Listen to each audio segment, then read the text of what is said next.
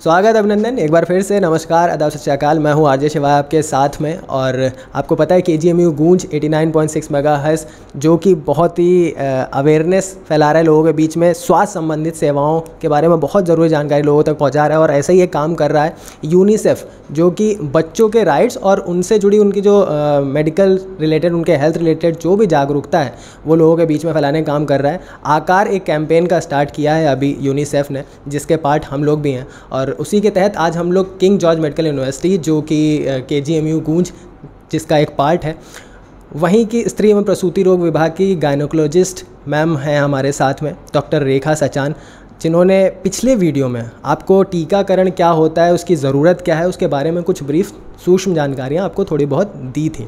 हम ज़्यादा लंबा वीडियो इसलिए नहीं लेकर के आए कि हो सकता है आपके पास में वक्त ना हो, और हम एक सेग्रीगेट करके एक वीडियो एक पार्ट में आपको दिखाएंगे, जिसमें एक टीकाकरण के बारे में आपको जानकारी मिलेगी। आज हम लोग टीकाकरण के बारे में जानने वाले हैं। सबसे पहले शुरुआत करेंगे हम लोग कि हेपेटाइटिस बी, जो कि हम शुरुआत से ही सुनते हैं कि बच्चे को हेपेटाइटिस बी का टीका लगता है। हेपेटाइटिस बी होती क्या है, हेपेटाइटिस बी का टीका लगना क्यों ज़रूरी है, इसके लगने के क्या फ़ायदे होते हैं, अगर ना लगे तो फिर नुकसान क्या होते हैं, कब लगाया जाता है, और ऐसी बहुत सारी जानकारी मैम देने के लिए हमारे बीच में। मैम आपका बहुत बहुत स्वागत एक बार फिर से। धन्यवाद शिवाय। मैं KGMU गूंज को बहुत बहुत धन्यवाद देना चाहूँगी। KGMU गूंज एक तरह से बहुत अधिक मात्रा में स्वास्थ्य से संबंधित प्रचार प्रसार कर रहा है, और इसके द्वारा लोगों को बहुत सारी जानकारियाँ मिल रही हैं। रही बात हेपेटाइटिस बी की, तो हेपेटाइटिस बी वायरस के द्वारा होने वाली बीमारी है, जो कि लीवर पे असर डालती है। बच्चे या महिला या पुरुष सभी में अगर हेपेटाइटिस बी वायरस का इन्फेक्शन होता है तो लीवर को नष्ट करती है। लीवर में शुरू में इसमें सूजन आती है, धीरे धीरे करके सिरोसिस हो जाती है, बाद में चलकर हेपेटोसेलुलर कार्सिनोमा या कैंसर में बदल जाता है। तो हेपेटाइटिस बी से बचाना बेहद ज़रूरी है। हेपेटाइटिस बी के बचाव के लिए हम अपने KGMU में जन्म के तुरंत बाद हर बच्चे को हेपेटाइटिस बी का टीका लगाते हैं। यदि कोई महिला हेपेटाइटिस बी से ग्रस्त है तो जन्म के बाद 72 घंटे के अंदर उसे अपने बच्चे के लिए एक्टिव इम्यूनाइजेशन एवं पैसिव इम्यूनाइजेशन के लिए ज़रूर सोचना चाहिए। पैसिव इम्यूनाइजेशन थोड़ा महंगा होता है, जिसमें इम्यूनोग्लोबुलिन्स हम लोग लगाते हैं, इंजेक्शन आता है इम्यूनोग्लोबुलिन्स का, और वो थोड़ा महंगा होता है, पर बच्चे की जान से ज़्यादा कुछ नहीं है, उसके स्वास्थ्य से ज़्यादा कुछ नहीं है। दूसरा हेपेटाइटिस बी का टीकाकरण, जो कि बिल्कुल फ्री होता है, और वो भी हम उसी समय लगाते हैं। तो इससे बच्चे में हेपेटाइटिस बी होने से बच्चे को बचाया जा सकता है। और ऐसी समस्त माएँ जो हेपेटाइटिस बी पॉजिटिव हैं, अपनी डिलीवरी अच्छे सेंटर पर ही कराएं, जहां पर उसे एक्टिव एंड पैसिव दोनों तरह का इम्यूनाइजेशन मिल सके और बच्चे को सुरक्षित रखा जा सके।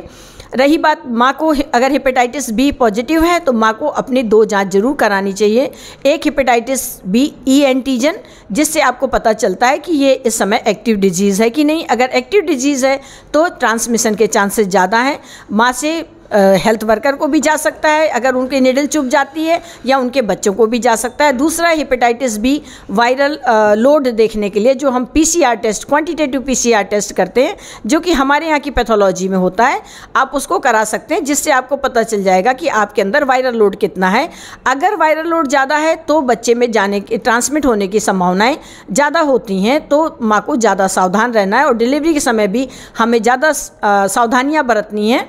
और यदि माँ का वायरल लोड बहुत कम है या ना के बराबर है तो ट्रांसमिशन के चांसेस माँ से बच्चे में जाने के चांसेस कम होते हैं। फिर भी हम कहेंगे कि उन्हें एक्टिव एंड पैसिव इम्यूनाइजेशन अवश्य कराना चाहिए, ताकि बच्चा पूरी तरह से सुरक्षित हो जाए, क्योंकि हेपेटाइटिस बी लाइलाज बीमारी है, लंबे समय तक चलने वाली बीमारी है। आजकल काफ़ी ट्रीटमेंट है हमारे पास कि हम हेपेटाइटिस बी को भी ठीक कर लेते हैं, बट फिर भी सब पेशेंट ठीक नहीं होते हैं, और कहीं कहीं पर मरीज़ को आगे चल के लीवर में प्रॉब्लम्स हो जाती हैं। इसलिए आप सावधान रहें, सजग रहें, और अपने बच्चों को हेपेटाइटिस बी का टीका अवश्य लगाएं, ताकि भविष्य में आपके बच्चे को कभी हेपेटाइटिस ना हो और वो कभी इतना उसे आगे चल के लीवर के बारे में परेशान ना होना पड़े। मैम एक छोटा सा सवाल हमारा और है कि क्या एक बार नवजात शिशु जन्म लेता है तभी में उसको हेपेटाइटिस बी का टीका लग जाता है? अगर वो कोई भी इंसान बड़ा होता है तो क्या बड़े होने पर भी हेपेटाइटिस बी दोबारा से उसे हो सकता है, या फिर एक बार टीका लगने के बाद हमेशा के लिए हेपेटाइटिस बी खत्म हो जाता है? जैसे आपने कहा कि माँ से, अगर माँ पॉजिटिव है, हेपेटाइटिस बी है, बच्चा जन्म ले रहा है तो उसको हेपेटाइटिस हो रहा है, तो क्या माँ ने टीका नहीं लगवाया था इसलिए उसको हेपेटाइटिस हो सकता है, या फिर माँ ने टीका लगवाया था तो भी उसको हेपेटाइटिस हो सकता है? इसके बारे में थोड़ा बताएं। बहुत सही क्वेश्चन किया मिस्टर शिवाय। होता क्या है कि हम टीका लगवाते हैं और हम मानकर चलते हैं कि हम उससे इम्यून हैं, अब हमें ये बीमारी नहीं हो सकती है, लेकिन ऐसा नहीं है, क्योंकि किसी भी टीके की क्वालिटी इस बात पर निर्भर करती है कि उसे किस तरह रखा गया है। अगर उसे रेफ्रिजरेटर में रखा गया है, एक पर्टिकुलर टेम्परेचर पे रखा गया है, तभी उसकी क्वालिटी सही होती है और तभी जाकर वो अच्छी तरह से इफेक्ट बॉडी में डाल पाता है। दूसरा, हर व्यक्ति की अपनी इम्यून स्टेटस है।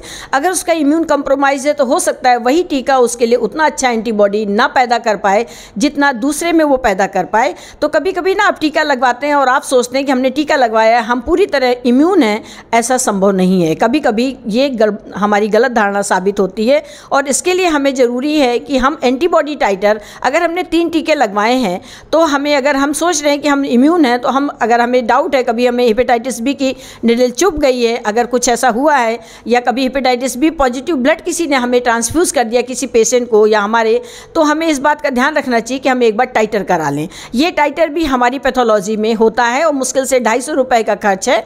तो टाइटर कराकर अब देख सकते हैं कि अगर हेपेटाइटिस बी का टाइटर मोर देन 10 है तो इसका मतलब हम इम्यून हैं और हमें कोई ज़रूरत नहीं है फर्दर टीका लगवाने की। लेकिन अगर टाइटर लो है और आपने पहले 3 टीके लगवाए भी हैं तो भी आप पूरी तरह सुरक्षित नहीं हैं और आपको बूस्टर डोज लगवाने की ज़रूरत है। रही बात कि माँ ने कभी टीका लगवाया लेकिन माँ ने कभी अपना टाइटर नहीं कराया, या किसी कारण से उस टीके की पोटेंसी उतनी अच्छी नहीं थी, क्वालिटी उतनी अच्छी नहीं थी, तो उतनी अच्छी एंटीबॉडी नहीं बन पाई, तो हो सकता है माँ को कभी हेपेटाइटिस बी की निडल चुभ गई हो, या माँ को कभी हेपेटाइटिस बी पॉजिटिव ब्लड भविष्य में कभी चढ़ा हो, इसके पहले ट्रांसफ्यूज़ किया गया हो, एक्सीडेंट हुआ हो, कभी कुछ चोट लगी हो, उसमें ट्रांसफ्यूज़ हो गया हो उसको ब्लड गलती से, तो भी माँ को हेपेटाइटिस बी पॉजिटिव माँ हो सकती है। इवन उसको टीका अगर लगा है तो भी उसे हेपेटाइटिस बी पॉजिटिव हो सकती है, क्योंकि हमने लोड ज़्यादा दे दिया उसको और टाइटर हमारा उतना अच्छा नहीं था, तो हो सकता है कि माँ पॉजिटिव हो जाए। तो ये कह पाना बड़ा मुश्किल है कि माँ किस वजह से पॉजिटिव हुई, लेकिन अगर माँ पॉजिटिव है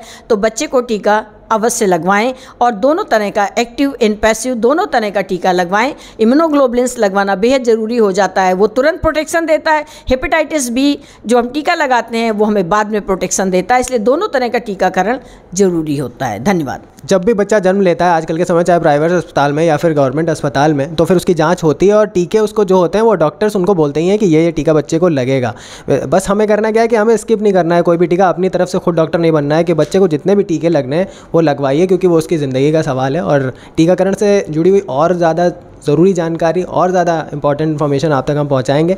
एक और दूसरे टीके के बारे में ज़्यादा जानकारी आपसे एक नेक्स्ट वीडियो में हम शेयर करेंगे। तब तक के लिए आप सुनते रहिए और देखते रहिए केजीएमयू गूंज, और इस वीडियो को ज़्यादा से ज़्यादा शेयर करिए जिससे और लोगों को भी इस टीकाकरण के बारे में, हेपेटाइटिस बी के बारे में ज़्यादा जानकारी मिल पाए। Thank you.